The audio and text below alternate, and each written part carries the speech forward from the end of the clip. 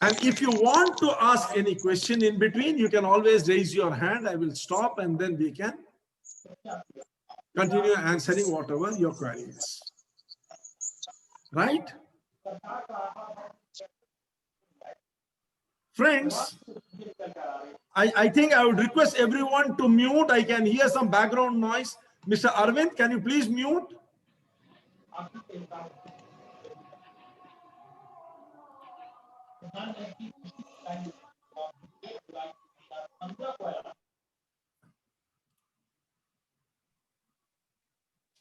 Now that everyone is muted, let me start.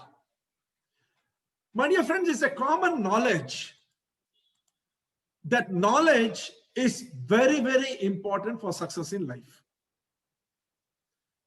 And it's nothing, that it is not an earth-shaking thing to get today. In the world of internet, knowledge is available for anyone who is interested in gathering it. The second point which is required is skill. So many training programs are going on, offline and online. So much support is there from so many resource people that acquiring a skill is no more a difficulty. It is just a matter of, your desire. If you really desire, you can acquire the skill. So both knowledge and skill are available to people for the asking. That brings us to attitude. We all know that attitude makes or breaks a person. The biggest advantage of this period that we live in is the media. The media has exposed everything. And it is very, very easy for you to understand what your correct attitude should be if you need to succeed. In other words, the youngsters of today have access to knowledge, to skill, and attitude. What is normally called the triangle of success. That being the case, the question arises as to why then are we surrounded by mediocrity? Knowledge, skill, and attitude being available in plenty, there should be no mediocrity. We should all be excelling in our chosen field. But why doesn't that happen? What is missing? In fact, it wouldn't be wrong to say that the fourth dimension, which is the subject today, is a deciding factor. The fourth dimension cannot exist without the three dimensions of knowledge, skill, and attitude. Let me repeat it once more. The fourth dimension cannot exist without the presence of the first three, knowledge, skill, and attitude. But unfortunately, knowledge, skill, and attitude can do nothing in the absence of the fourth dimension. Today, you are going to be my teacher. You are going to help me understand through some of my experiences, life experiences, what this fourth dimension is. The year is 1976. I had just completed my pre-university examination and I had scored brilliantly. I had really scored very high marks. And my pre-university high marks were supported by very, very high marks from my higher secondary. And armed with both these, I started dreaming about going and studying geochemistry in Banaras Hindu University. For some vague reason, which I can't remember now, I wanted to study in BHU. When I expressed this desire to my parents, they vehemently opposed it. They said, no, you are not going anywhere. You are with us. And the reason they gave was that I am the only son, and so they are not interested in sending me away from them. You know what the truth was? They were lying through their teeth. I was absolutely sure the reason why they didn't want me to go was they didn't trust me. It is a common belief, that good students normally have good company. But you have in front of you a good student who kept very bad company. And along with bad company comes all the bad habits. I was fortunate to have all of them. And in good measure. My parents knew about this. Every day there used to be a mini Mahabharata in my house, and it had become a normal routine for me. I didn't much care about it. That shows how sensitive and obedient I must have been as a youngster. So when I said I want to go and study in BHU, what must have struck them is that this guy is already gone down the drain. If he goes there, God knows whether he will spoil the drain or the drain will spoil him. So they said, no, you are not going anywhere.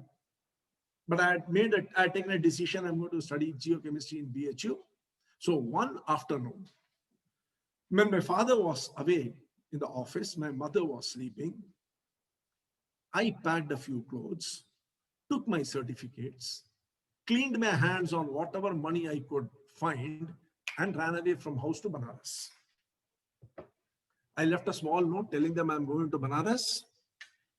If you are interested, you can come with the idea of helping me get into BHU, or you be here. Once I get the admission, I will inform you. I was 19 years old. I landed in Varanasi station, and Varanasi greeted me with a thundering rain. It seemed to tell me, come Arun, come to the real world. Now you will know what life is all about. I took a tanga, for which Banaras is very famous. Banaras is famous for 4 things: Thug, Banarasi sari, Banarasi tanga, and Banarasi pan. I took one of the most famous things Banaras was for tanga, and I went to Lanka. Lanka is the southernmost extremity of Banaras, where the BHU campus is. The first shock I received was the thundering rain. The second was when I reached Lanka, I found it totally deserted. The shops were all closed. BHU is a very, very famous international university in India at that time.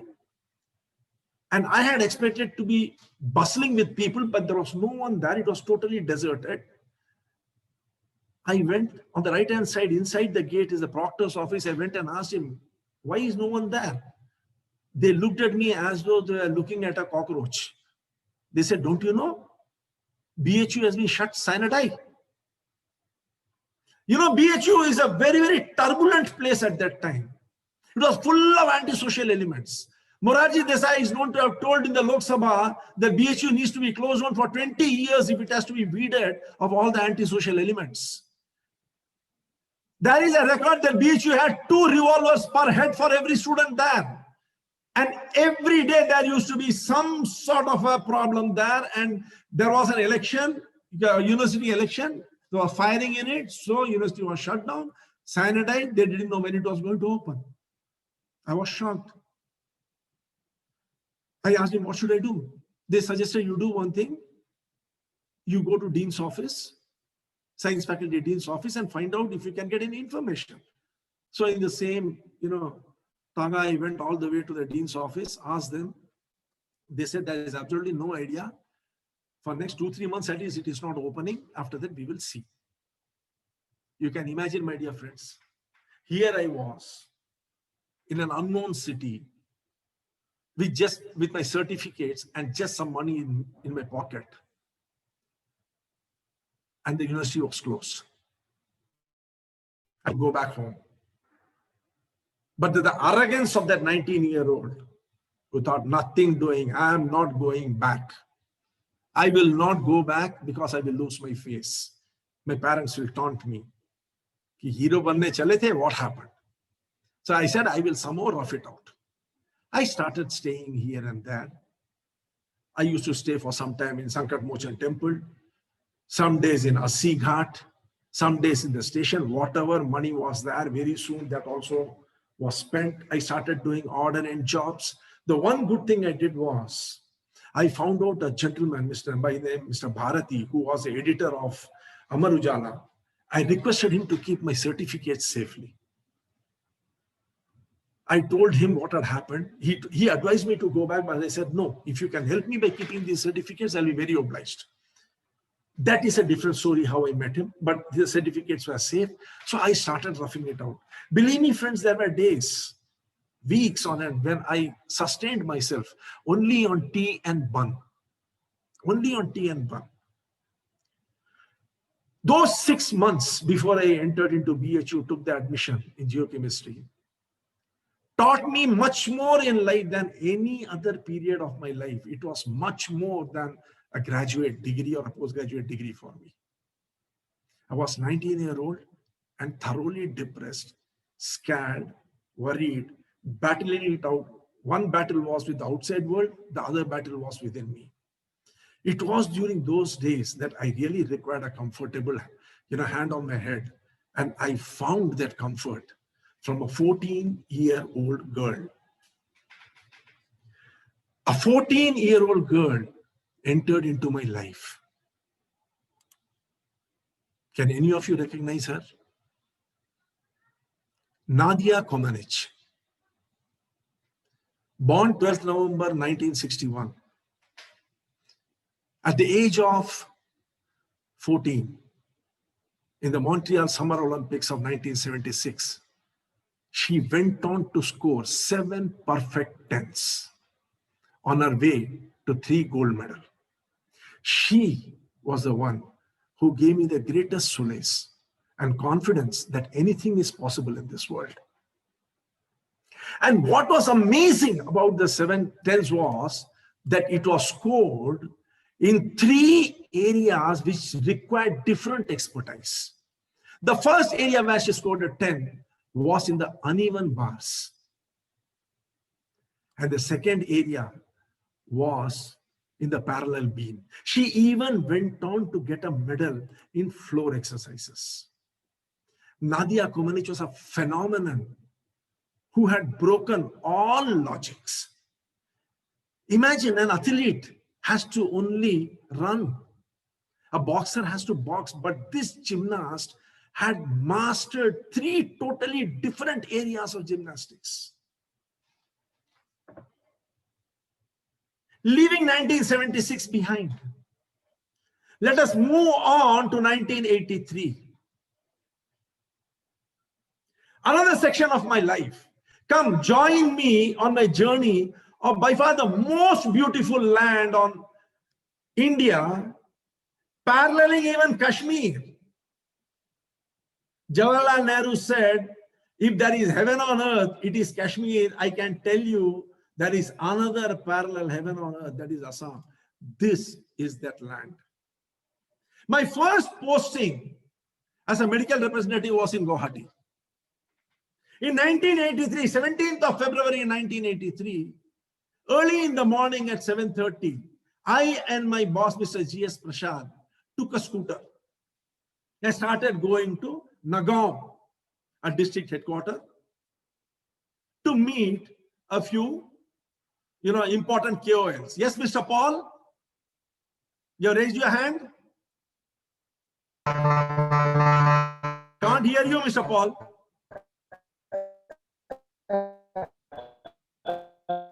Your audio is not okay, Mr. Paul. We will talk at the end of the session, please. Please. Unfortunately. Can't hear you. Unfortunately, press the button. Okay. Doesn't matter. Okay, mute, please. Mute.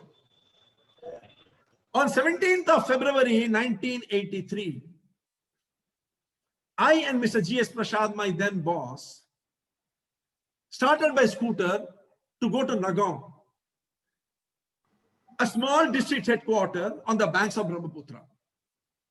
The route from Guwahati to Nagaon runs parallel to the Brahmaputra river for quite some distance and then goes right towards Nelli and then catches the Kopili river and goes up to Nagaon. Kopili is one of the tributaries which, joins Brahmaputra. We started, it's a 3-hour journey. We started at 7:30 in the morning and it was a wonderful weather. Winter was just leaving, welcoming, spring. It was February 17th. We were going. Far away, we could see Kopili River. This is Kopili River. It was flowing beautifully. We crossed this culvert, this bridge, took a left, and were driving down towards Nelli parallel to Kopali River, where suddenly we saw in the distance some people running towards the opposite bank. They were gesticulating madly at something in the water.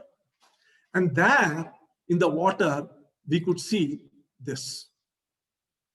There was this person. Now, by the way, friends, what is this guy doing? Is he swimming or is he drowning? We stopped the scooter. We could see a group of people standing in the bank on our side. And they were also looking at this figure. And they were discussing with each other what is happening. Because on the other side, groups of people were running towards the bank and gesticulating at this person. Now, can any one of you unmute and tell me what you think this person is doing? I and my boss started discussing whether he is drowning or swimming. Can any one of you help me? I can make a guess. Ah. He seems to be swimming, but I'm not very sure because the view is not very clear whether he's moving forward or not. Okay, so he seems to be swimming. Anybody else? He's trying to live, sir. Huh? He's trying to live. Oh, so he's trying to be alive. That means he is drowning. Yeah. He's swimming because he's got his head raised. Who is it? Dharmesh. So Dharmesh, he's keeping his head afloat. So he knows how to keep himself above the water. I mean, that's what looks like. Okay, Because so we have two swimming, one drowning. Anyone else? Anyone else would like to hazard a guess? Asking for help, sir. Who is it? The person is asking for help from the outside world. Maybe he's signing to others. Okay, so he is also drowning. So you feel he is drowning and he is asking for help. He is doing both, sir. Who is that? Paul here. Okay, Mr. Paul. So, So you're not sure whether he's swimming or drowning. Right? Yes, sir. Yes, that sir. was Yes, sir. precisely, what was happening. The group standing on this side of the bank, which was trying to, they were arguing amongst themselves. They were not sure whether he was swimming or whether he was drowning. Now see what exactly had happened. He had drowned. Now, why would this man jump into the water? There was no boat or anything from which he could have fallen. That means he jumped into the water himself. Why would he jump into the water, make the motions of swimming, and then drown if he didn't know swimming? An expert swimmer would have swam like this. He would have been confident. He would have been calm. His movement would have been rhythmic. Both hands would have moved in a synchronous manner. But that did not happen there. After some time, we took the vehicle and went away from there to do our work. This image remained etched in my mind. We completed the work and came back that night. Next day morning, 18th February 1983, the whole world woke up to a shock. The shock was the Nellie massacre, where the official count was 2,191, but unofficial count of people killed in Nellie, very near to the spot where the drowning had taken place. The unofficial count was put at over 10,000. Message started coming in that this was a person, he was a person who had come to know about the conspiracy and he had tried to prevent it. People had chased him because they knew he knew about it, and if they had gone and told the other side, things would have gone very wrong. But this man jumped into the water thinking he can swim across the Kopili, but could not, and he drowned in the process.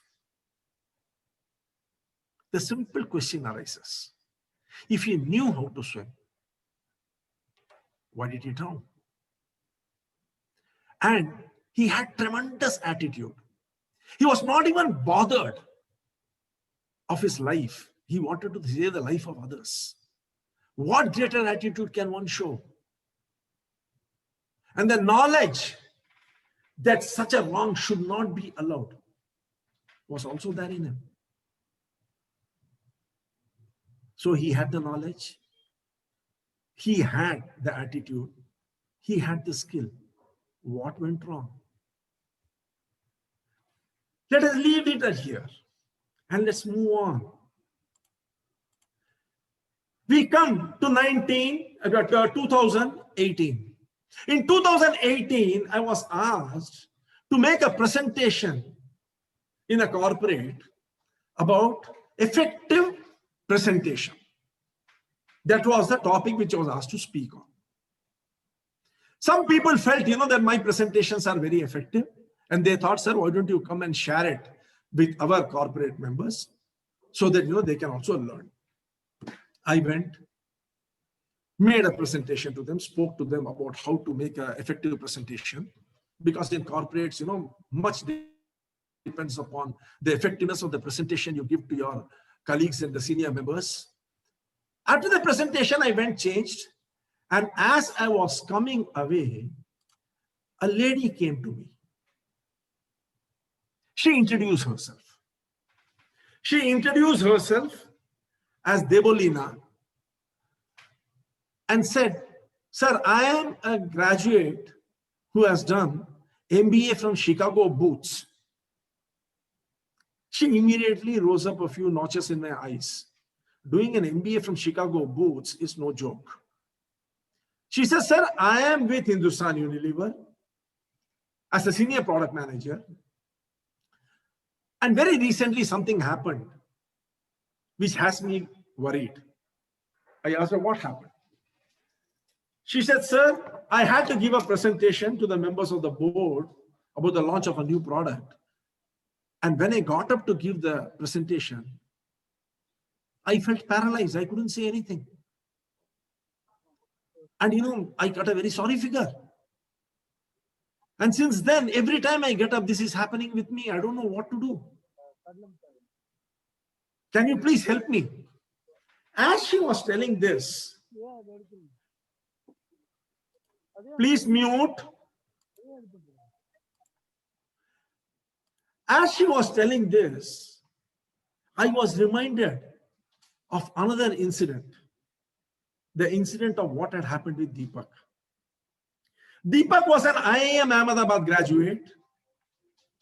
Please hold on.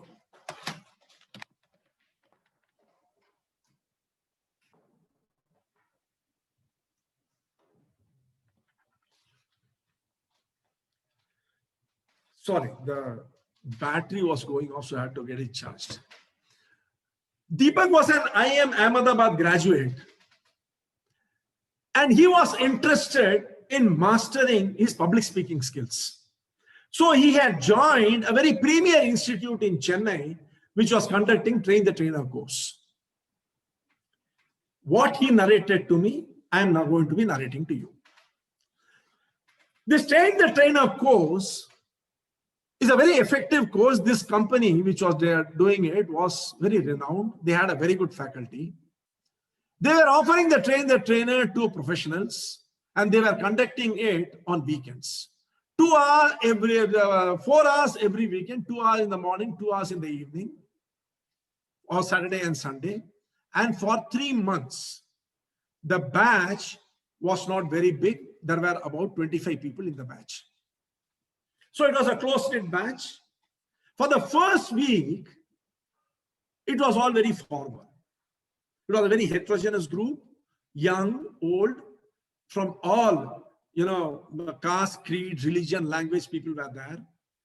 All hierarchy of people were there. In the initial stages, they were all very formal, but by the 4th or 5th, class, all hell broke loose. They all came together and decided that they are going to turn the entire course into a picnic. They really started enjoying themselves. They built an excellent community of trainees, and they started enjoying the time that they were together. The faculty was also extremely friendly. So all in all, they had an excellent time of learning as well as socializing. They had created a WhatsApp group, And every day the WhatsApp group saw around 400 to 500 messages being posted and exchanges of really a wonderful nature. The course ended. There were promises from all sides that they will keep in touch. The course coordinators had helped all these people to understand how the training industry runs and where to go and get training assignments. And every day morning, Deepak used to get up after the course had ended and see the WhatsApp. He used to see lots of messages and he used to answer, and things were going very well. Initially, for the first 10 days after the course ended, there was really vibrant participation between the people. A few messages of XYZ having got a training assignment, ABC being invited to speak somewhere, all these things were going on. And Deepak was also very eager to start his own learning and development company. So he was also trying to get some experience. He also approached various corporates to get some assignments. It was all continuing like this. But slowly, the interactions in the WhatsApp group started reducing. A time came when posts were few and far between. And whenever a post used to come of somebody having got an assignment, a small feeling of envy started coming inside Deepak. Why he has not got, others are getting. One day he decided that he's not going to take this lying down. He typed out his profile. Took out the company had given a CD of all the companies, who do training in that area. He went company by company and gave the, profile to them, introduced himself, met all the HR people, gave it. All the HR said, okay, sir, we will get back to you. You send your proposal. He sent proposal. All these things was going on. 3 to 4 months had passed. He had given up hope that he will ever get an assignment. And by now, the WhatsApp group had more or less become dead. There was no activity in it. One day, suddenly, while he was sitting and surfing the net, his wife comes to him and says, there is someone, Gauri Shankar, on the line. He wants to talk with you. He said, okay. He went and took the call. Mr. Gauri Shankar happened to be the HR of TCS. Suddenly, Deepak woke up. HR of TCS? He could hear the voice on the other side of the phone telling him that you had given your proposal about soft skill training in our company. We have a new batch of trainees coming in. We have seen your proposal. We are interested. Would you mind coming and meeting us? Suddenly, Deepak felt exhilarated that here is a chance for me to break through. He said that, okay, sir, I'll be there within 3 hours. Because, from where he was to where the office, TCS office was about 2 hours distance. So he immediately shaved, had a bath, dressed up, took the car and went all the way to TCS and met Mr. Gauri Shankar. Gauri Shankar introduced him to the vice president. And they told him that, look, we are willing to take a shot on you. We are willing to give you an opportunity, but on one condition. This is going to be pro bono. We will not pay you anything. But if you do a good job, we are ready to enter into a contract with you to train all our trainees for 1 year. Deepak did not even blink an eyelid. He said, done. I'm game. So he said, when should I start? They said that our batch is starting in 10 days' time. So in 10 days' time, your first class will be there. And then all the details about what was required was given to him. They asked him whether he would prepare his own program or he will take the company's program and go. He said, I will prepare my own program. Don't worry about it. I am ready with it. I'll come and deliver. He went back. 10 days, he remembered everything that he had learned in that institute. He wrote down everything, tick marked one by one, what all has to be done. And that day, in the morning, he was advised during the training program that he should be in the classroom at least 2 hours before the session begins to check up on all the, equipments, whether they are working or not, how the placement is, get himself acclimatized. He did all that and he waited. Slowly the participants started trickling in. And then finally, once they were all seated, the HR came, checked that everyone was seated, went back, brought the vice president, the head of the departments of the various departments where the trainees are going to be placed. Everyone came and took their seat. Deepak came to the front of the stage. He remembered being told, give a big smile. He smiled. What was the next thing he was told? He tried to recollect and they said, yes, you should welcome the participants. So he welcomed the participants. The third thing he was advised during the training program was to give a brief introduction about himself. He gave a brief introduction about himself. And then he was told to briefly speak about what he was going to do.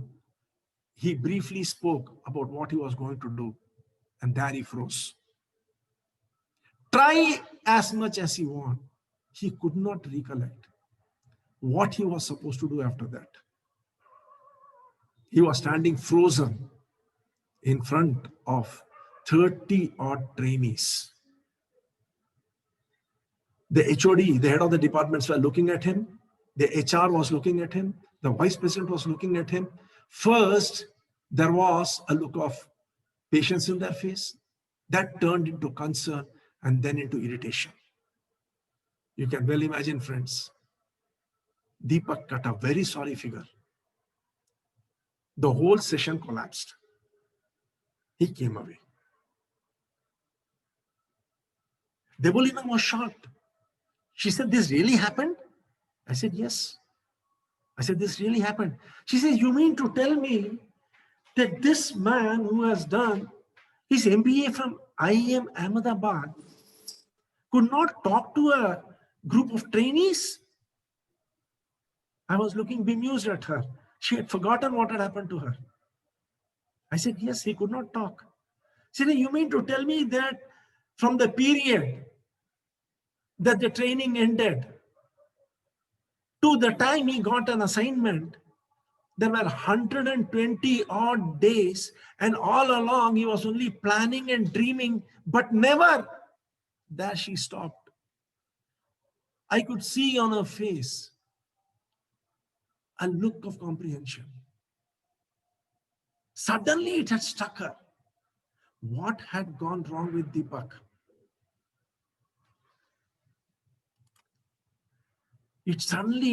She realized what had gone wrong. The man in the water, he knew swimming. He had the attitude, he had the courage. He jumped into the water, but died, drowned. What had gone wrong with him? Why he could not complete the task he had undertaken of swimming across to the other bank and saving those people? Deepak, a very, very intelligent boy, a graduate from IIM Ahmedabad, fully trained in the skills of public speaking and training. What had gone wrong with him? Why he could not talk in front of those people? Nadia Comaneci, born 12th November 1961. She was a child who was very hyperactive. Her parents put her in a gymnasium because she was hyperactive, and they wanted to channelize her energies. She used to keep getting hurt by falling down, by being rash in her movements. She underwent 8 hours rigorous training every day. At the age of 7, when she attempted the national championship, she came in 13th. Can you imagine? Coming in 13th. But she was taken under the wings by Bela Kierolki and his wife Martha.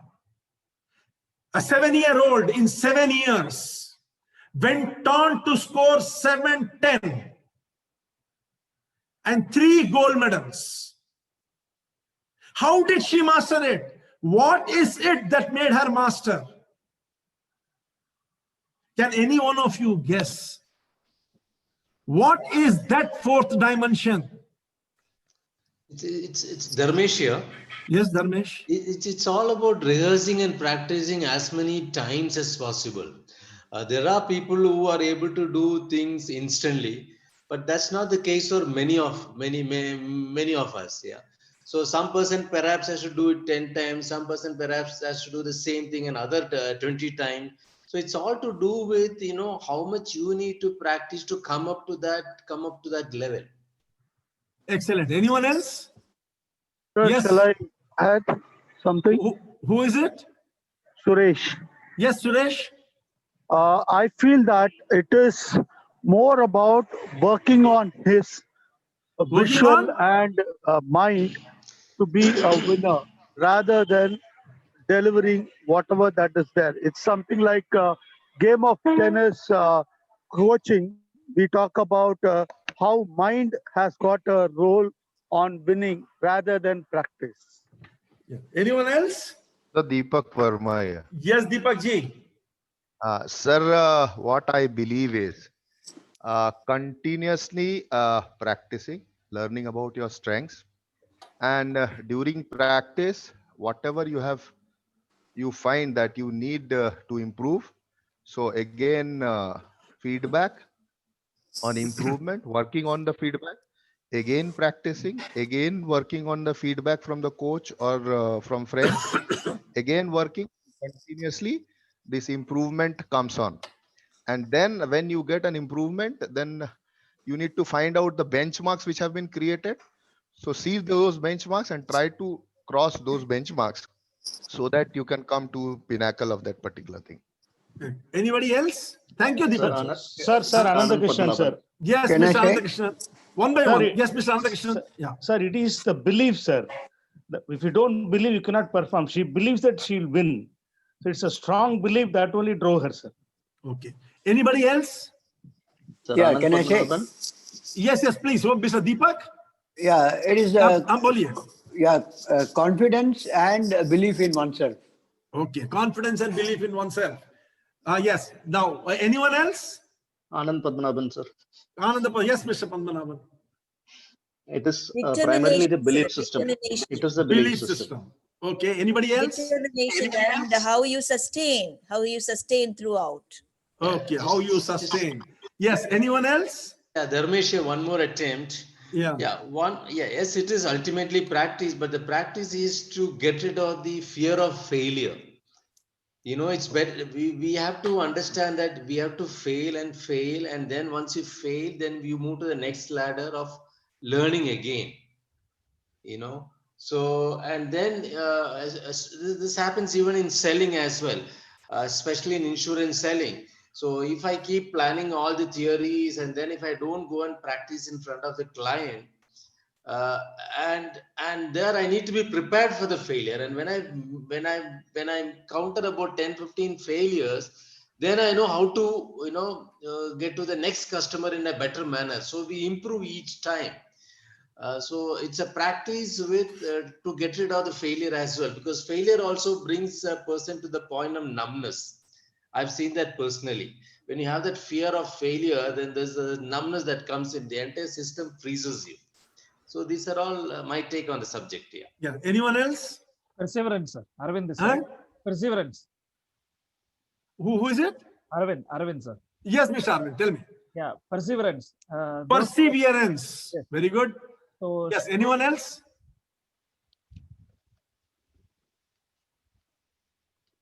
The fourth dimension has got a lot of takers. We have practice, we have overcoming failure, we have determination, we have belief, we have perseverance. Anyone else, please? Look carefully. What is it? This is a kind of an unavoidable risk involved in any attempt if you want to come up in life, and you'll have to cope with that. Okay. Who is that speaking? May I know who it was? Yes, I'm Kasturi Bai, sir. Oh, madam. Good evening. Good evening. Nice to have you amongst us. Any sir, other? okay. Now, let me take you to the reason.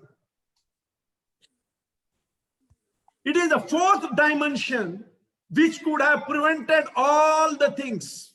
And it was the fourth dimension which brought Nadia Comaneci to that level.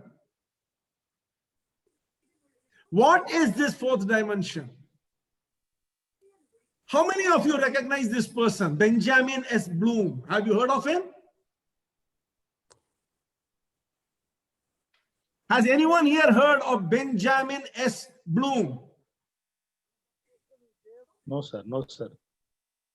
Have you heard of Bloom's taxonomy? Yes, sir. Bloom's taxonomy, I've heard about it. Bloom's taxonomy is the Bible for all educationists. He was the person who wrote the Bloom's taxonomy. How education should be imparted. He wrote another book called Developing Talent in Young People. He conducted a groundbreaking study of 120 immensely talented individuals, revealing astonishingly new information on how to develop talent in young people. This book has recently been referred to in the Harvard Business Review on making of an expert. Developing talent in young people, which examined the critical factors that contribute to talent. He took a deep retrospective look at the childhood of 120 elite performers who had won international competition or awards in fields ranging from music, arts to mathematics and neurology. That means he did not leave any particular area. He took outstanding performers from all areas and did a study and found there is only one reason why they became outstanding. That was, thank you, Mr. Deepak Verma, practice intensively. So what does correlate with success? One thing emerges very clearly from Bloom's work. All the super performers he investigated had practiced intensively. Just imagine. Till the age of 7, when she entered into gymnastics and she had been under training for 8 hours every day, she came 13th. Nadia Comaneci was nowhere near winning any medal. Then she was taken under the wing by Bela Karyolki and his wife. They put her on a regimen called centralized training. Today, they are in the Hall of Fame in America for having introduced training into USA. You all will remember at that time, Russia was the only country with gymnasts. Today, even America has caught up with them, all because of these two people. We will see what this practice is all about. Practice is not what we think. Practice is different. If Deepak had not wasted those 120 days, but had kept himself abreast with what he had learned and had practiced that art of public speaking, he would not have cut such a sorry figure that day. And if this boy who was living next to the banks of a river had practiced swimming regularly, he would have known the perils of entering into Kopali River without being an expert, and he would not have jumped and not drowned. He might have even tried to run some more distance, take the culvert, cross over and give the information. But since he was not an expert swimmer, but knew swimming, he thought swimming was nothing, jumped into the river and drowned. That is the peril. What does the American Psychological Association have to say about practice? Practice is not the same as rote repetition. Simply repeating a task will not by itself improve performance. Deliberate practice involves attention, rehearsal, and repetition. As Mr. Dharmesh had said, attention, rehearsal, repetition. That is very important. What does this, the peer-reviewed journal from NCBI, that is the National Congress Library of Medical Sciences, say? With practice, a person can transition from control to automatic processing. Evidence for the transition from control to automatic processing after practice has been found in many simple cognitive tasks, including alphabet arithmetic, lexical decision, Stroop diagram, relative judgment, categorization, visual search, and dual task scenario. All these are managerial tasks, mind you. These are not tasks of sports people. Some people have a wrong notion that practice is only for physical work. It is not. It is not only for physical work. What is lexical decision making? Understanding the expression of what is being told by other person, knowing how to express what your real thought is a lexical activity. Stroop diagram. You all must be paradigm. You all must have heard about Stroop's test, where a particular word is shown, say blue, and the color of the letter blue, the word blue isn't red. You have to tell the color and not the word. That means what you see and what you are asked to do should be correct. Sometimes you see something else and you are asked to do something else. For instance, I'll give you a simple example. There was this doctor who was conducting a class for his students. The very first class he was conducting, he took everyone to a lab and told the student, one of them, he asked, which one of you is a healthy specimen with no disease and no problem, nothing? One of the boys raised his hand. He said, okay, you go and bring me your urine. Collect the urine in this flask and bring it. They brought it. He brought it. He kept it. Please don't mind. It is a bit repulsive, what I'm going to say. But this is a classic example of Stroop's paradigm. The doctor said, you will be a good doctor only when you are able to diagnose urine like this. He dipped a finger, pulled it out, put it in his mouth, tasted, and he said, what did you have? Did you have eggs for breakfast? The boy said, yes. Then he said, everyone, please try what I have done. Now all the students were in a trouble. Now they were all being asked to dip the finger in the urine and then taste it. But here was the head of the department and they did not say no to him. They all dipped the finger, took out and put it in their mouth. He told them, lesson number 1 as a student. Whose audio is unmuted, please?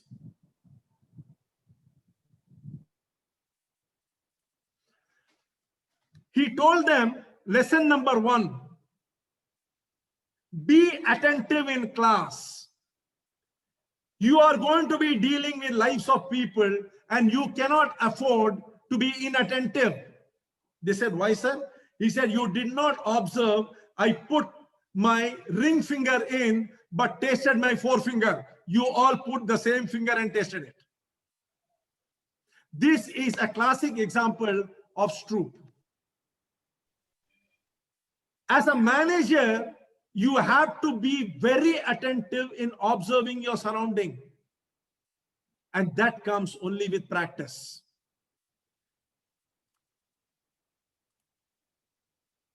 What is practice? Attention. First, decide what it is you want to become an expert in. Rehearse. Rehearse vigorously on that, not on anything and everything. Take feedback. That means you necessarily will have to pair with someone. And finally, repeat it again as Dharmesh was telling. What happens when you practice? What exactly happens when you practice? Any new information, any new skill goes and sits in the prefrontal cortex. And you have to retrieve it from there and do it. That is the reason why Devolina or Deepak, when they went in front of the crowd, everything collapsed. If you remember, Deepak's narration was very clear. He was trying to recollect what was taught to him in the class, and he was trying to repeat it. First, he was told to smile. He smiled. Then he was told to give a short, welcome everyone. He welcomed. Then he was told to give a short introduction about himself. He gave a short introduction. Then he was told to talk a bit about what the program was all about. He did that, and then everything went blank because he could not retrieve anything any further. This is called controlled behavior. Controlled behavior comes from the prefrontal cortex. But as you continue practicing, it starts moving from the prefrontal cortex towards the stratum. And there it becomes permanency or automatic movement. It becomes automatic. We all know what we have faced when we have tried to learn how to drive a car or drive a cycle. In the initial stages, when we start learning, we keep falling off the bike. We somehow simply cannot comprehend the idea of being, riding on two wheels, which are round in nature, with no support on either sides. But once you have learned, can you fall down? You cannot. How much of difficulty we face when we learn to drive. But then, after you have started driving and you drive for some time, suddenly one day you get into the car. A telephone call comes from your office that there is a problem. You start talking into your Bluetooth, advising them what is to be done. You drive a distance of 1 hour without even realizing you have driven. You overtake cars, you stop at the signal, you avoid an old lady crossing the road, you honk your horn to get some pedestrian out of the way, you land in the office, attend to the problem, come back home. Till you sit down and order for coffee, you don't even realize that you have traveled 1 hour up, 1 hour down. That is the power of automacity, and that comes from the stratum. Here is a report from same NCBI, which says cortical and basal ganglia contribution to habit learning and automacity. View that novel behaviors are mediated primarily in complex, and the development of automacity is the process of transferring control to subcortical structure. You see in the end, selectively activated during early learning, whereas those in the sensory motor stratum are more active after automacity has developed. Continuous research in this area has proved that when you practice in a focused manner, you ensure that what you are doing becomes automatic. It takes less time, consumes less energy, there is more perfection. But more than any of these things is one great aspect of practice, which we are going to discuss. Practice ensures permanency. Once it is ingrained in you, it has become permanent. Second thing is it ensures automacity. But the biggest advantage of practice is transferability. Can any one of you tell me an example of practice creating transferability?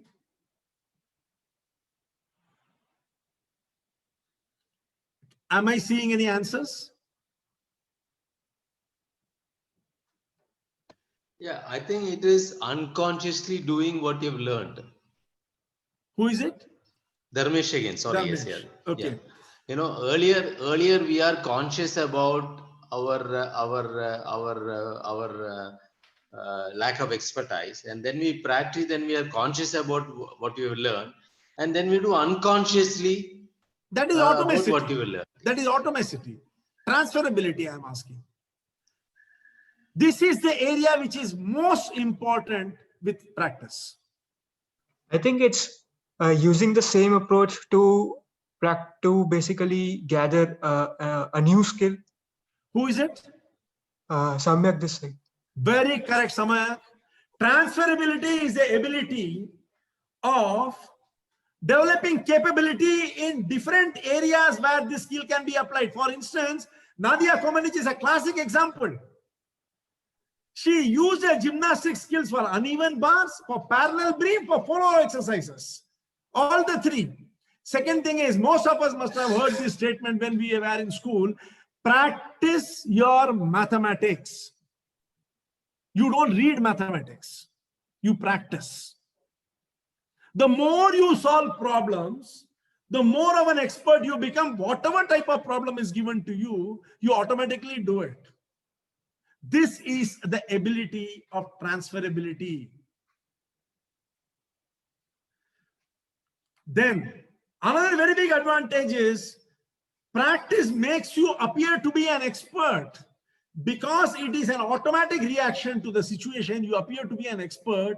And since you are doing it in a very normal way, you are enthused and motivated to do it. You are enthused and motivated to do it. These are the 5 major advantages of practicing.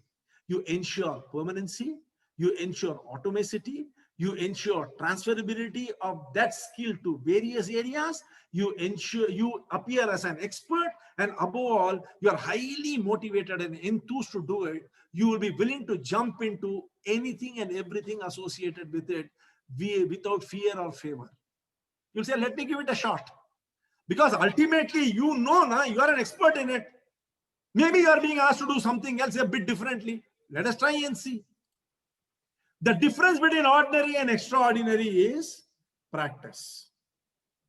At the age of 7, Nadia Comaneci was an ordinary gymnast. She came 13th. In 7 years' time, she had become an extraordinary gymnast, and she was even designated the athlete of the year, of the century. That is the power of practice.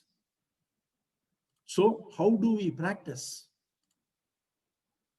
Let's think this is you. First, identify that area that you want to master.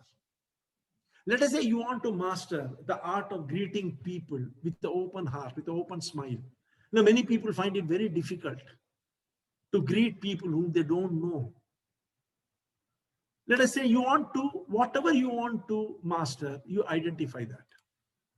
Next, find a pair, someone who will give you the correct feedback.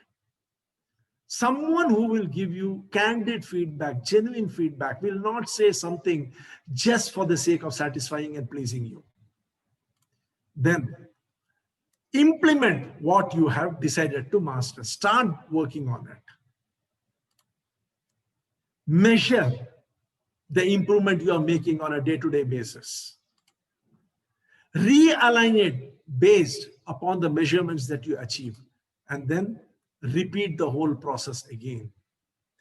If you continue this, identifying, pairing with a person who will give you candid feedback, trying, implementing it, measuring the improvements you have made, realigning, seeing whether it is going out of track or being within track, and then repeating it, believe me, it will only be a matter of time before you will master it. If you think I can, and I will, you can and you will.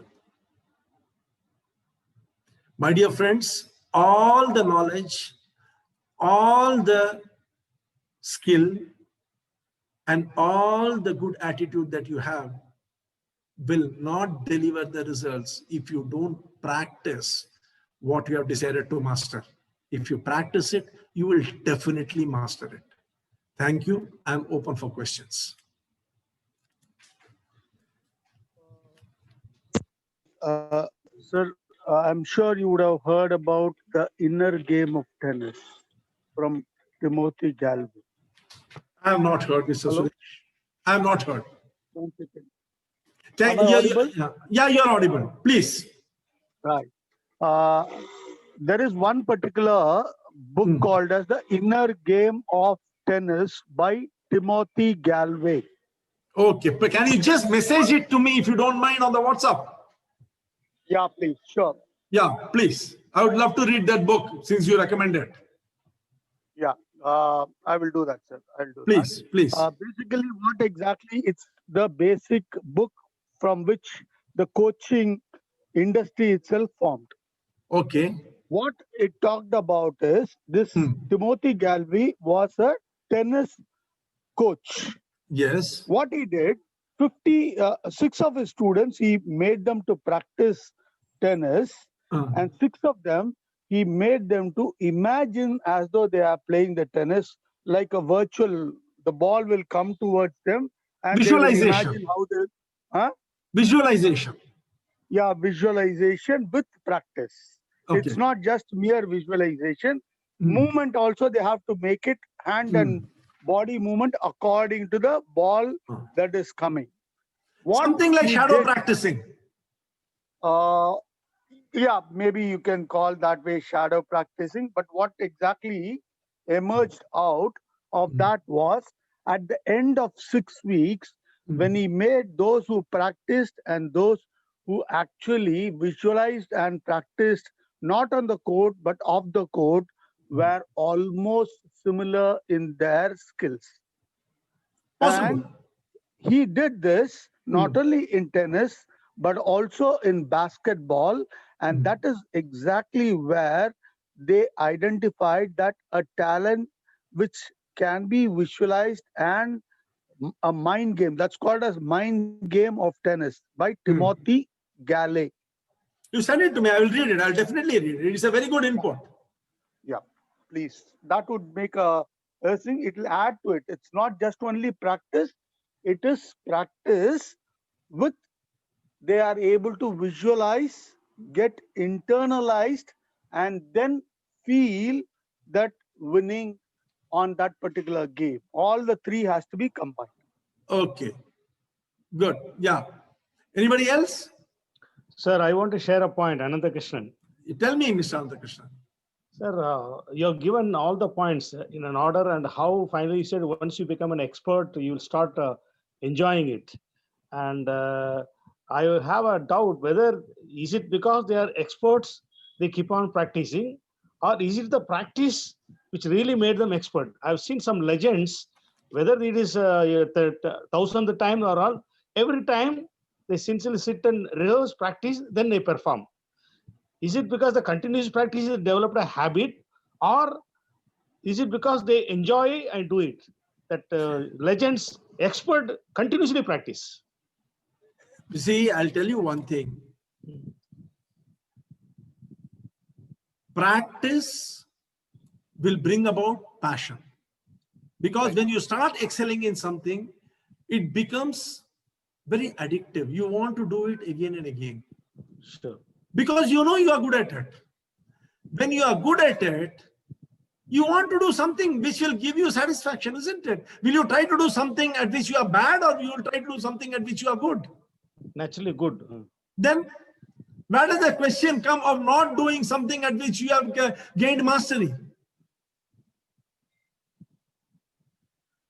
You see, let us not confuse ourselves with all these things. The simple thing is, the question here is knowledge, skill, and attitude sufficient to succeed in life? You answer me now. Is knowledge, skill, and attitude sufficient to succeed in life? They are not alone. With a good practice, only that. You see, all these three are essential. See, knowledge, skill, and attitude. You have to practice it. If you see, they say, you know, Adi Shankara has written this verse.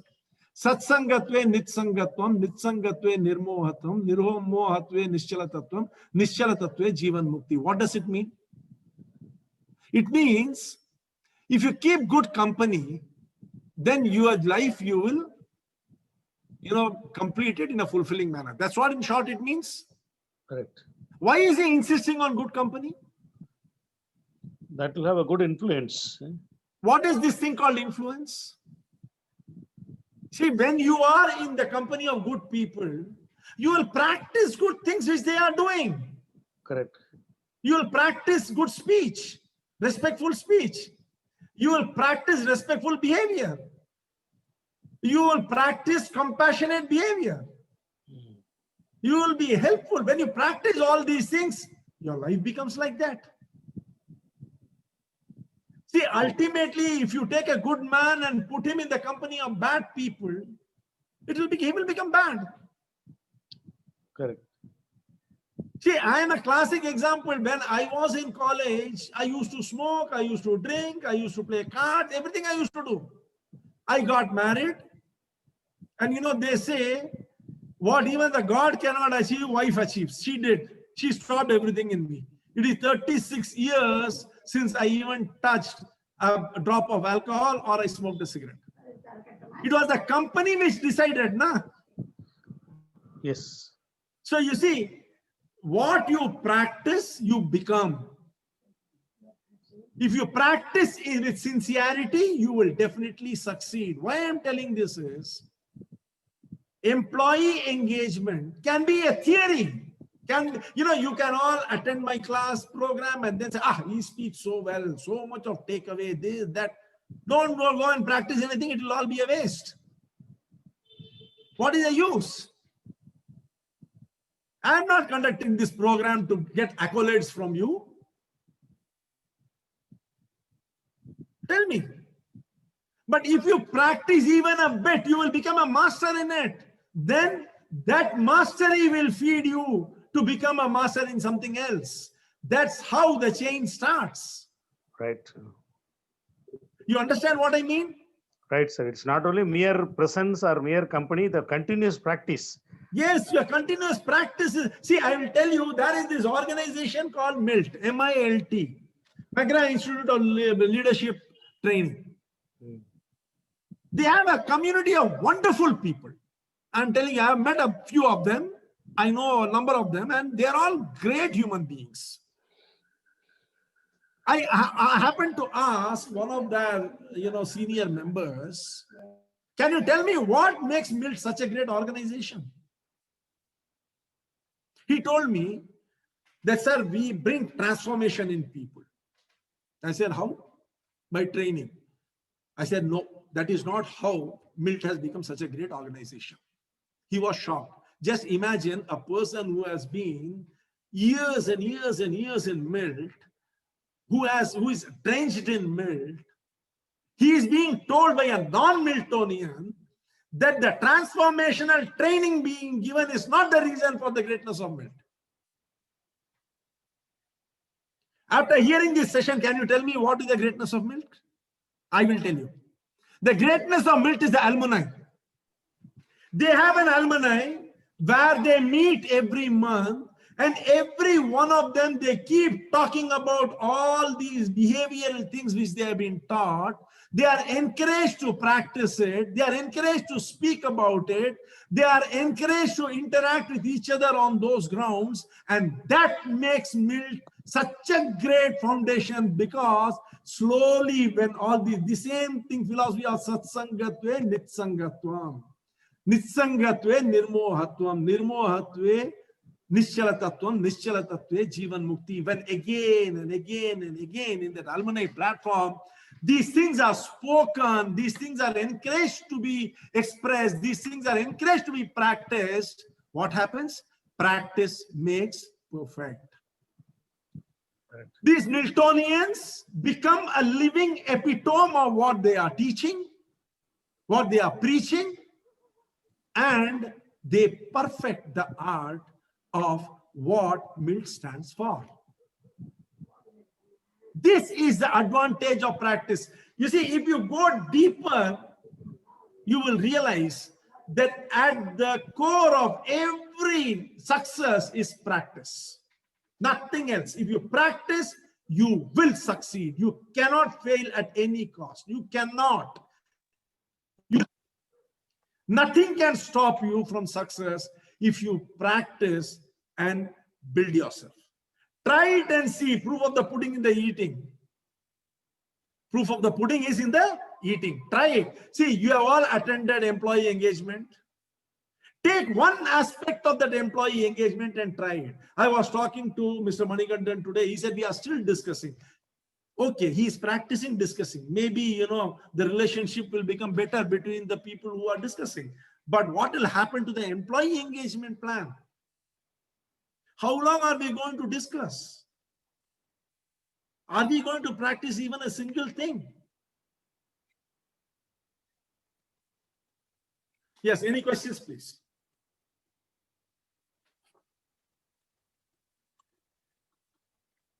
I will request your indulgence Sir? because I speak Sir? very vehemently. I speak very vehemently, so I will request your indulgence because, you know, I am very passionate about these things. I Sir? speak with so much of Sir? vehemence because I'm very passionate and convinced about these things. Yeah, tell me. Sir, Who is it? I have a question, sir. Kasturi boy, sir. Boliye ji, boliye. Yeah, please tell me. So how do we apply this concept of, practice in the field of education, sir? You tell me.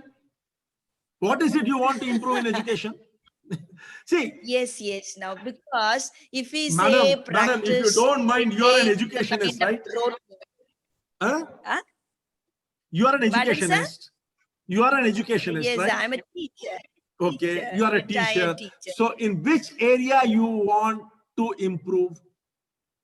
Not you personally, I'm telling the education system.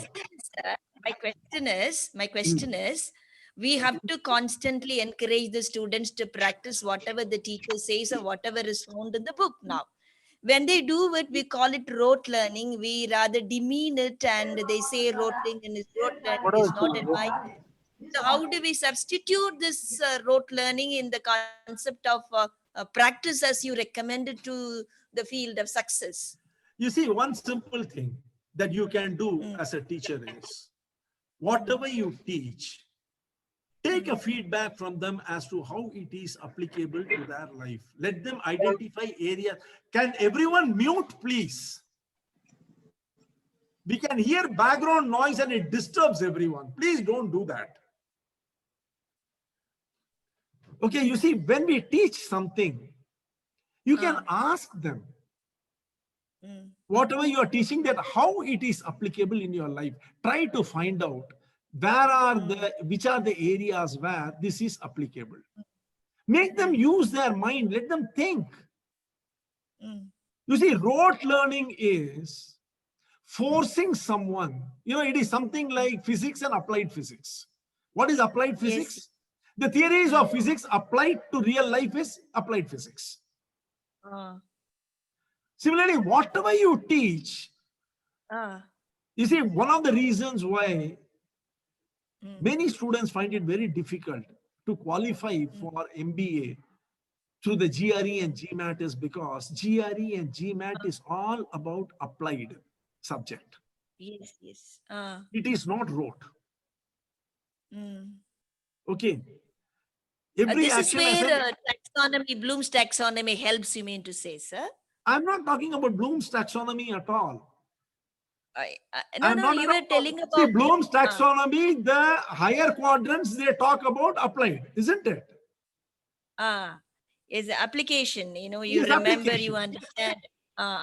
You see, we need not go into all that technicality. The simple question by you asking your students how they are applying it, how it is applicable to their life, what they have learned from it. All these simple questions will make them think. And once they think it through, believe me, they will become masters in it. See, So practice with thinking, the thinking capacity. See, there is something called as brain plasticity. What is, if you can Google on brain plasticity, you will find it.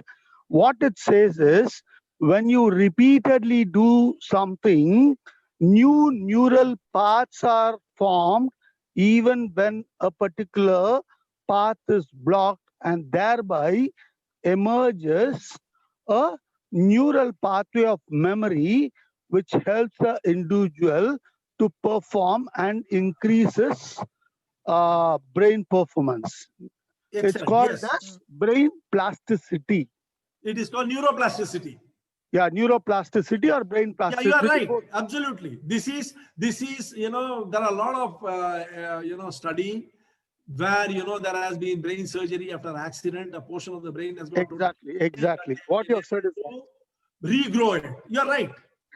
You see, these are all higher studies in neuroplasticity. But what we are concerning ourselves is in a very, very, elementary levels of how, we can improve our ability to do things. You see, many people are under the impression knowing is doing. Yeah, It sorry. is not.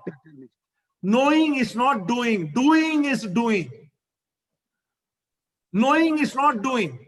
Doing is doing. You see, I am putting so many posts in the groups about value proposition. Why? Because the more you read it, the more your mind will start thinking in that direction, more creative you will become, more avenues and pathways you will generate within yourself to achieve the value messaging that you want to convey to the market. That is the whole idea why the posts are being put. The posts are not being put to tell you that I am so informed. No, it is not that. The posts are being put so that when you read the post, you will see how people have thought out strategies for their products and how they are conveying it to the market and growing. So you will also be able to do it. See, we have all these limiting beliefs, I'm a small company, I'm working in a small company, my company has got limited funds, we don't have a brand image. All this is bull.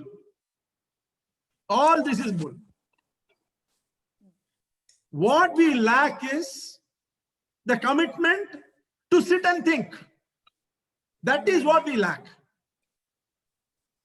If we can learn to think creatively, the entire world around us is full of examples of how we can succeed. And that takes practice. Observation takes practice.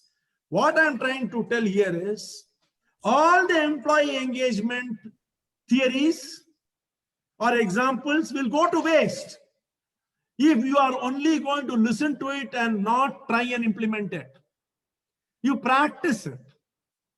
Try it. You see, when we say be appreciative of your employee, all that you need to do it, start learning how to appreciate people. Start. Initially, when you appreciate, the smile might not reach your face.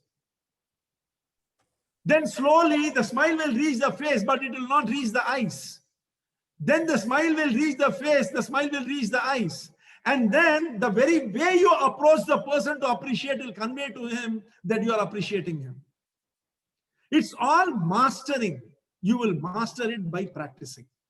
Everything under the sun can be practiced. There is nothing which cannot be practiced. Everything can be practiced. Knowing is not doing.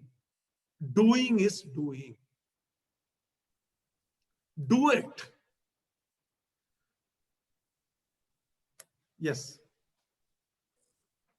Anything else, friends? Can I say something? Please, Deepak ji. I have learned something very, very important today, that I have to put into practice whatever I am learning. So that's a very important lesson for me today. After all these other lessons, I'm going to follow it very well. It's very important to me. Thank you, boss. I'll have to call it a good night. Thanks a lot for important learning. Thank you so much. Thank you, sir. Thank you. Good night. Thank you so much. Take rest. Good night. Good night. Good night. Good night. One more thing, sir. Hello. Suresh. All here, sir. One question, There's sir. something wrong with your audio, Suresh. I think you need to work Yeah, I think there is some problem that is there. There is vibration that's coming out. That is the reason. Now, Are you working through your mobile? Yes, sir. With my mobile, I am there. That is the problem. Yeah. Okay, I will come down on the laptop and then I'll talk to you. What I want to also say is a faulty practice. Someone who is faulty expertise. Yeah, it leads to faulty expertise. That is why, you should always pair with a person who can give you candid feedback. The reason why the practice involves having a partner is that he will be able to give you candid feedback where you are going wrong. If you are going to have a sycophant who is going to tell you, yes, sir, you are going to go down the drain.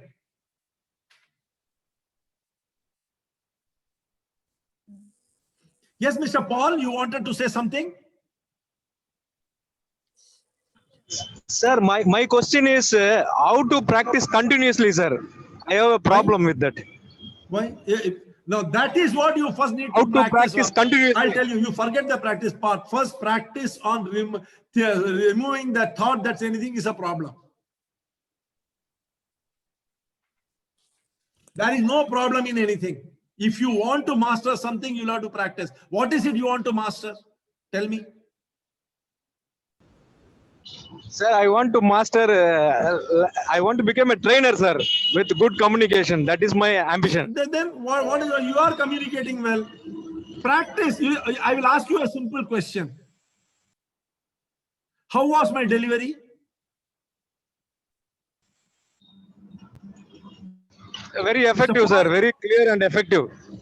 How many times do you think I must have practiced it before I came and sat down here? It gives inspiration for me, sir. That's okay, but tell me, how many times do you think I practiced this delivery before I started delivering?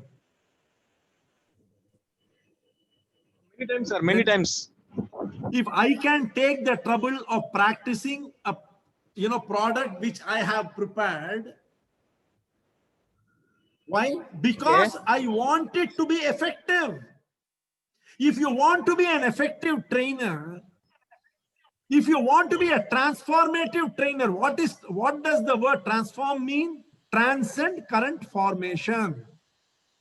If after my program, I'm not going to make an impact in your mind that you should change, then my program is a waste of time, effort, and energy. If I want to have that impact, I should practice. If you want to be, Sir, my problem is one day is inspiration is there, interest is there. After 2 days, it is going out. That is where you have to practice. Continuous practice will ensure that the quality of your training will improve. Once the quality of your training improves, you will find greater enthusiasm. What did we say? See, in that practice thing, we saw first permanency, second automacity, third transferability, fourth an appearance of being an expert, fifth enthusiasm and encouragement, right? So you see, the more you practice, the more of an expert you will become. The more of an expert you become, more impact you will have. More impact you have, more people will gravitate towards you. More people will gravitate towards you, more encouraged you will feel. That is the chain. There is no way out of it. Without sadhana, that is practice, nothing can be achieved. Thank you, sir. Thank you, sir. There are Thanks. no shortcuts. There are no shortcuts. Sorry, this is Thank one you, sir. area Definitely. there is no shortcut. Any other questions, please?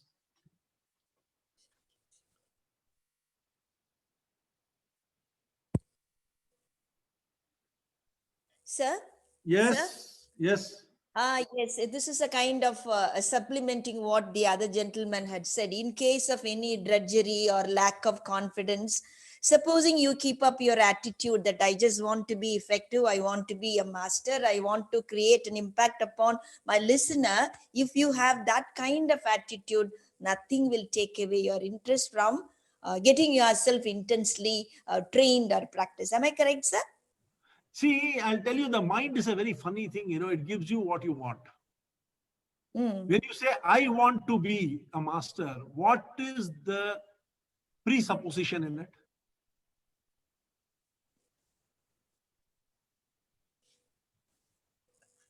Pardon, Yes, sir? I don't understand what you're trying to You get are it from me. saying, I want to be a master, right?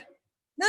I'm just telling this for another man who wanted to I'm not just talking have... about you. I'm talking about the sentence. The sentence, I want to be a master, presupposes what? Yes, you mean to say? I'm not talking about you. I'm talking about the sentence, I want to be a master. So it says you are not one. You're That's not all. a master. It So you're actually presupposes that you are not one. That will get manifested. Why do you want to think all those? You want to master something. You know the route. The route is to practice it. Practice, matter ends there. Then what happens?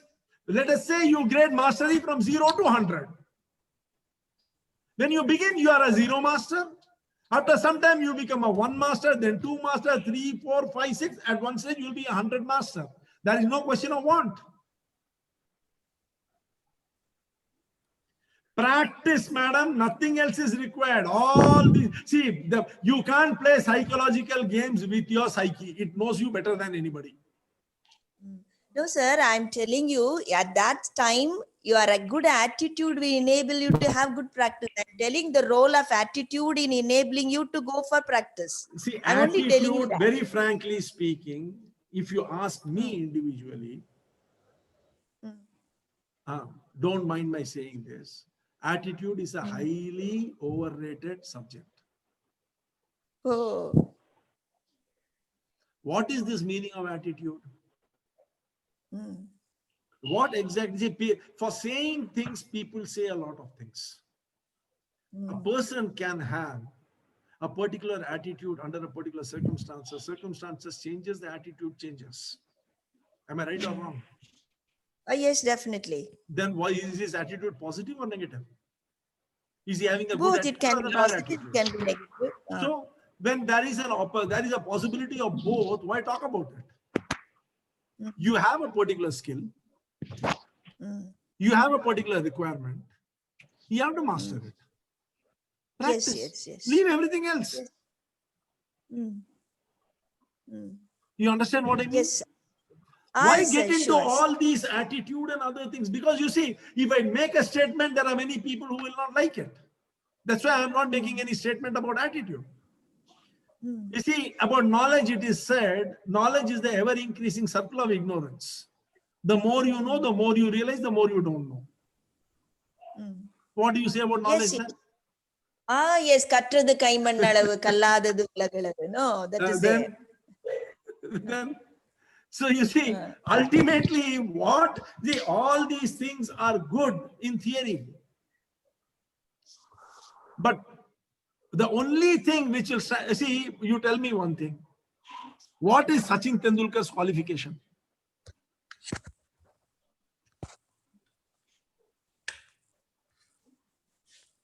I don't know, sir. He not even completed his school. So what is his knowledge base?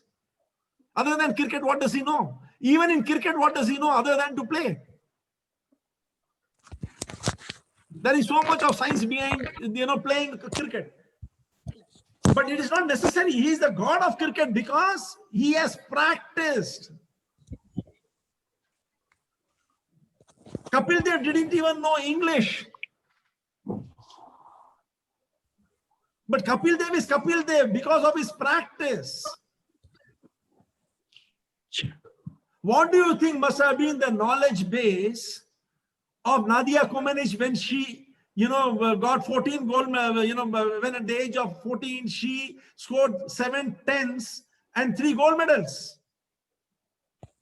She knew only gymnastics. You see, everything aside, people become great by practice. We can simply concentrate on practicing what we want to perfect.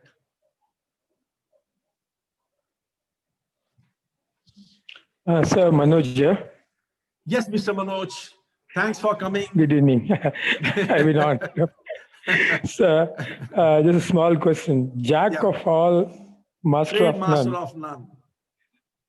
Yes. 2, the statement of, if possible, Jack of all, master your audio is not of clear, all, Mr. Manoj. but you just said the master 1, master 2, master 100.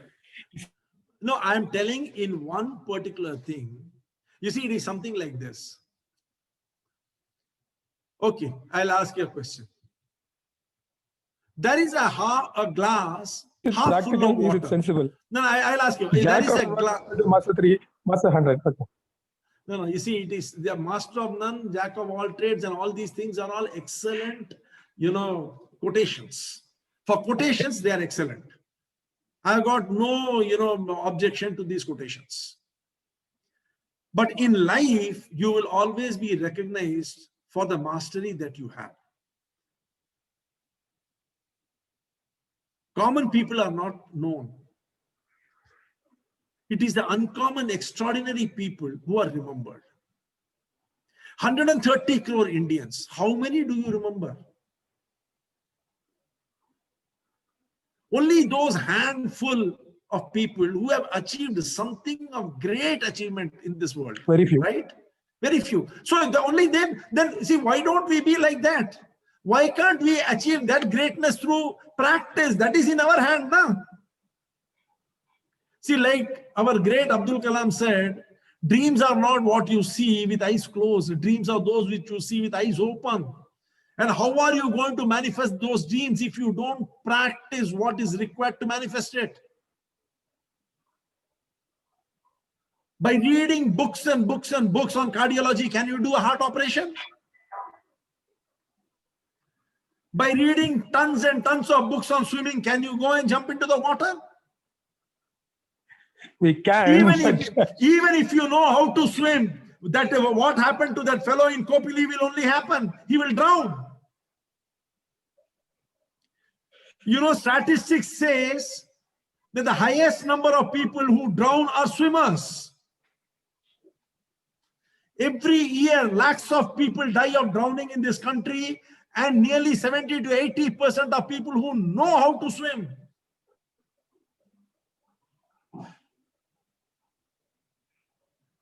See, these same people, they did not know their limitation. They had not practiced adequately. That is why they drowned. Well, I'm one such case who escaped.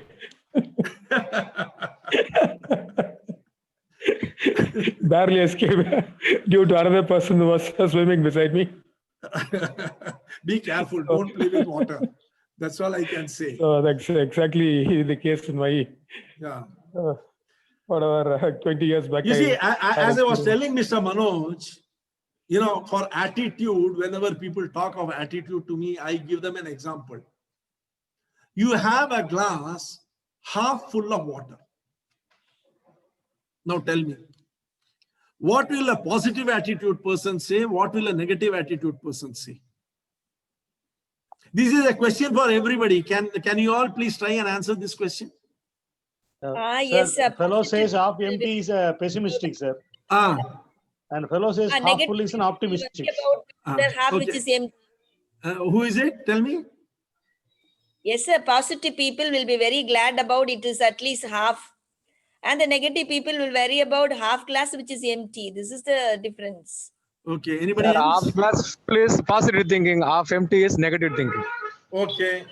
Sir, Anand here, sir. Sir, the positive person will think that there is still space to fill some more. The negative person always think it's half full. That's it, sir. As Deepak Verma, sir, I will feel that I have got an opportunity to fill this glass half. Okay. To make it full. Should I stick my neck out and answer? Yeah. See, thinking it is half full or half, what do you call it, empty, is both subjective observation. The objective observation is there is something, a glass and some water. Why get into all these hassles? In lighter vein, I am not saying this is the right answer. Yeah. So you see, let us leave all these attitudes and all these things for good trainers to talk. They also need to talk something, na? But in real life, if you want to get ahead, if you really want to get ahead, what you need to do is collect the knowledge which is required. gather the skills which will help you get ahead, and then practice mercilessly. If you have this attitude, you will definitely succeed.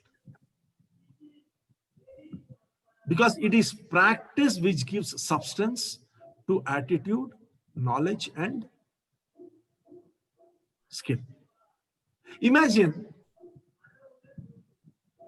if Nadia Comaneci were not made to practice mercilessly in a focused manner by Bela Kariolki and Martha, what attitude she would have developed which would have brought her the 710? Would she have developed a positive attitude? See, which comes first? Attitude comes first, knowledge comes first, or skill comes first? All the three are equally important, but all the three will not help you achieve anything in life if you don't practice the art, the chosen art that you have decided will take you to the top. You understand what I mean? See, this is what I believe. This is what has helped me in my life. I'm sharing it with you. Sir, I am so happy. Deepak Verma here, sir. Yeah. I think you know that I've written a book. Yeah. And sir, when I'm listening to you, I'm very proud that the same philosophy which you are talking today, I could write in that book. Excellent, excellent. This will definitely, that will be an invaluable book. I will get it. You please message me the name. Sir, you joined my session also, live session in. You joined that group also. Yeah. I am in that group. I go through all the posts that you are putting. I'll send you that. Please. Thank you, sir. Thank you for Thanks giving a lot. of encouragement. Because what you think. Your voice has got cut, these Deepak. Things in my book. Thank you, Deepak. Thank you. Sir. Thanks a lot. Yeah. Sir, Manoj again. Yes, Manoj. I just thought I'd give a small feedback. There was a call from the general manager of the nuclear division of BHEL Trichy, Mr. Venkateshwarlu. He had attended the session last time, and he said it's one of the best sessions I attended, and he's a person who has attended many such things before reaching this level. And he simply asked me to convey this to you. So thank you. Sir. Please send me his number so that I can personally thank him. Yes. And he said he'll enroll his son also into the next session on Sunday. Thank you. Very good. Yes, anybody else? Dr. Jayachandran. Sir, another question here. Can I share, sir? Yeah, please. Sir, what it reminds me, the ultimate message in Mahabharata, that all these people are trained by the single Drona equally, all the archery. Yeah. But it's only because of the practice Arjuna excelled and he has become a master. Yeah. Even that was told that night time and light off, people should not touch and eat food. But this fellow was trying how in even darkness, the hand automatically goes to the mouth. Is it because of practice? So night he started always sleeping. He started practicing. Drona heard all this sound. Then he came out and saw that this fellow's dedication, everything to practice.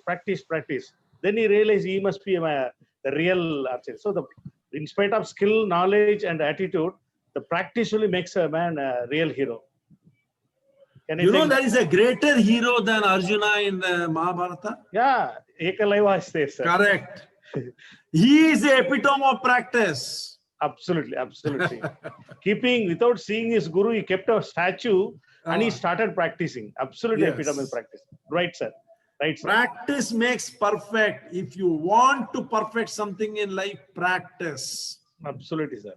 And I'll tell you, see, practice can be so many different ways. As I told you, go and read the treatise of Nitsangat, Satsangata, and Nitsangat, and you will understand. Right, sir. Real meaning. You see, MILT, I have attended some of the programs of MILT. Incidentally, tomorrow, Mr. Daniel Jacob, who is the accredited trainer for MILT, he is conducting an introductory webinar on Peak Performer Workshop. It is a MILT program. I will put that program flyer in the group. I'll request you people to attend. Yes. MILT is a great organization and they do a fantastic work. And he is a great speaker. Believe me, he is a master speaker and he has got substance. Correct. Attend the program if you have time. It is, I think, I'm not sure what the time is. I think it's from 7 o'clock. Attend the program. You will really enjoy it and you will be able to have some real good takeaways from it. Right, sir. Definitely, sir. Thank you, sir. Arun, this Mohan. Yes. Yeah, Mr. Mohan. Yeah, Arun, thank you for this wonderful session. And you rightly said in the beginning, you talked about MILT and the MILT program. And as a person who had already undergone the MILT leadership training, I see a lot of resonance of what you said and the course content of MILT program. The reason being that it's initially you said that there are 3 triangles and the 4th one is missing, and the 3 triangles, the knowledge, skill, and attitude, that should be coupled with the last the leg is the practice. The practice is what is being imbibed in the MILT training. So it is as a part of what we say, the knowing is not doing and doing is knowing. And that's a predominant essence of the program. Everything that you are in every 1 minute and every time that you spend, the duration that you spend in the training, you are constantly focusing yourself on training your mental capacities and also your abilities in terms of doing certain things. And this practice is not only on certain areas that are being focused in the program, but it goes beyond that also. So it's a sort of an attitude developed towards practice. Again, Mr. Mohan, let us not get into this attitude thing. You see, MILT's biggest strength, according to me, is the alumni, where constantly, month after month after month after month, they reaffirm the teachings of that course. Are you there, Mohan? Yeah, it is. You see that you conduct a program for 10 days, 15 days, and you expect it to last forever. It is not going to last. It is not going to last. It is going to get diffused. But the alumni which is there after that, when you meet all these people, the satsangatva and nitsangatvam effect starts. When you see people are all practicing the same thing, you also start practicing it. You also start thinking like that. Your entire makeup changes. You start behaving like that, and slowly you develop into that. That is what Mr. Santosh, please give details of the program. Which program you mean to tell me? The program which is there tomorrow by Mr. Danny? Yeah, tomorrow I will post it in the group, Mr. Santosh. Are you there in any of the groups? Mr. Santosh, you can unmute and tell.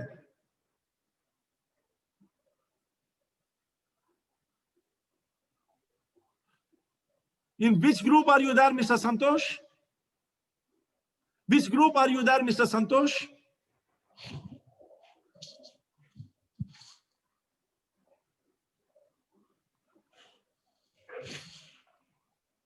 Topic training, which group? Business, value proposition group, or are you in employee engagement group?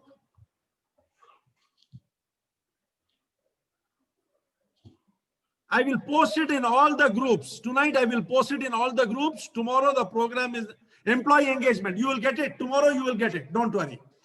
By tomorrow morning you will get the flyer. Please do join. Please do join the free webinar and see what Mr. Danny has to say. Please, Mr. Santosh, I am sure you will enjoy it.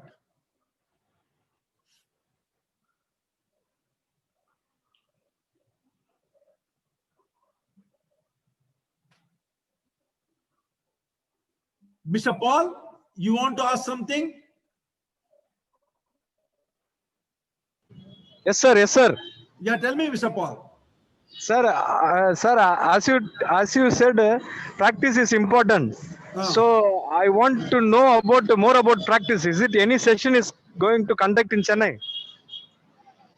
I am a business strategist, Mr. Paul, and I conducted this program on practice to try and motivate all those people who have gone training in my courses of employee engagement to practice what they have learned. That is why I conducted this program. You see, I conduct business strategy programs, and then after the business strategy programs, I conduct 3 get-togethers. In each of the get-togethers, as a value addition, I talk about some important aspect. This time I was talking about practice because I want the participants of the program to practice what they have learned and benefit their life and their organization. Sir, actually, I was standing in the road. I have not listened actually. Half a bit I was not there. So final part only I am just listening. That's what I am asking. I am having a program on 5th. Okay. If you can put your email ID and WhatsApp number in the chat box, okay, I can take it and then I will send you my flyer of the 5th program. Yeah, definitely. Please attend the program. It will be from 7 to 9.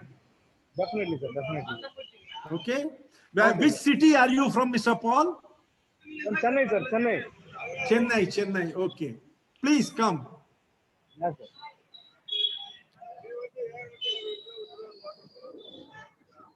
Have you put your email ID and WhatsApp number? Yes, sir. I will do, sir. I will do, sir. Yeah.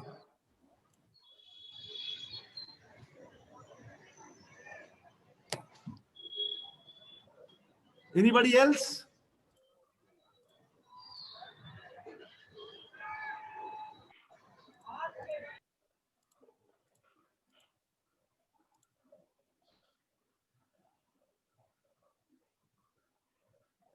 Can we end the program now?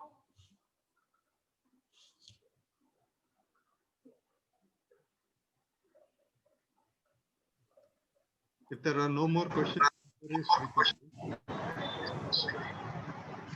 hello?